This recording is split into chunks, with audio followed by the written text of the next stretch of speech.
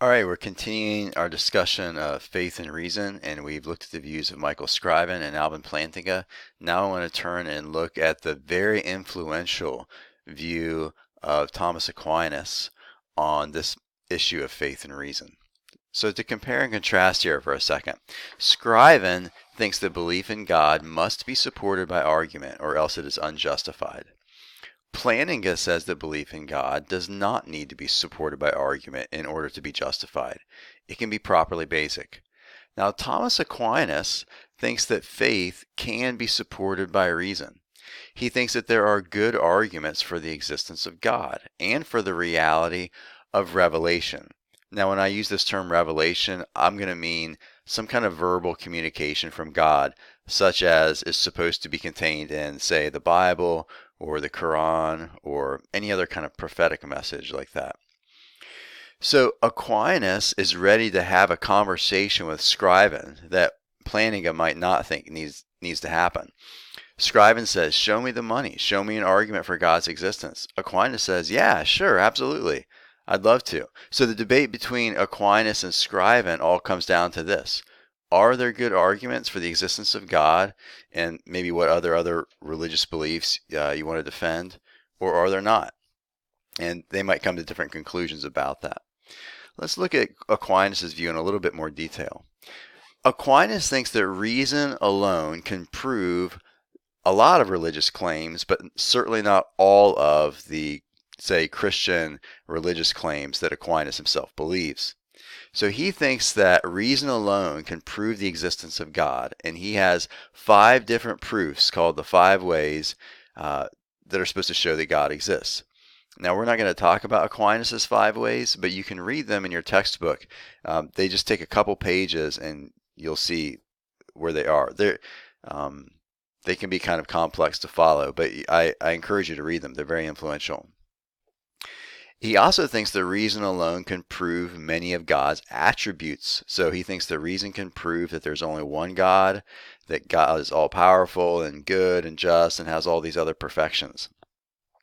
And he thinks that reason alone can prove some things about God's general relationship to the world, such as that God created it, that he controls it and what happens in it by providence, and things like that. So Aquinas thinks he can show you all that just by philosophical arguments without relying on the Bible or church tradition or any kind of revelation claims like that. Now, that's not all of the religious beliefs that Aquinas holds. There's a lot of religious beliefs that Aquinas thinks he can't prove to you just by philosophical argument, just by reason alone.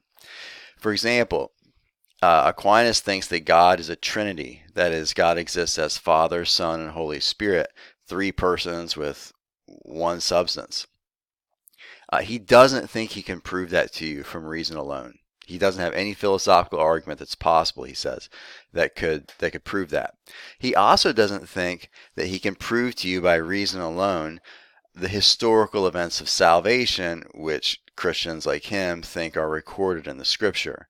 For example, that God sent his Son, Jesus Christ, to die for the sins of the world, be raised on the 3rd day, and so forth and so on.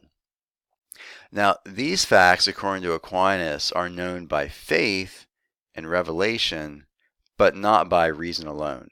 So for Aquinas, faith means believing something based on revelation, not based on reason alone. Well, what's the relationship then between revelation and reason? Here's what Aquinas says. Revelation, and here we mean the kind of divine messages that are supposed to be contained in Scripture or church tradition. Revelation tells us many things that reason does not. And so in that sense, revealed truth goes above reason.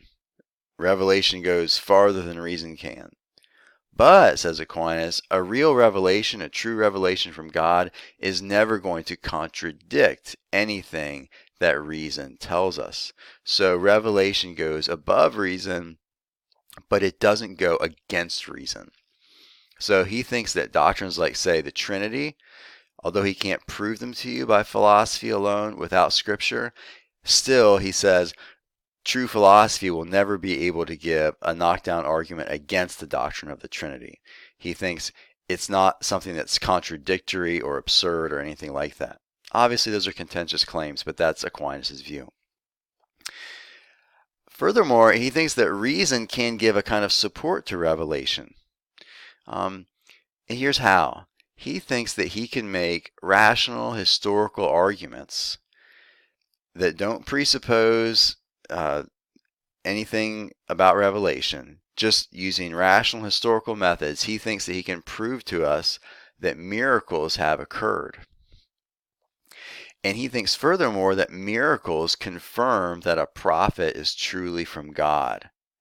So if you can historically prove that miracles occurred, then you've got proof that this person is a source of revelation. And it's rational proof of a certain kind. And so it's rational to believe in miraculously confirmed revelation. And he thinks that the Christian church has been accompanied by miracles in its history.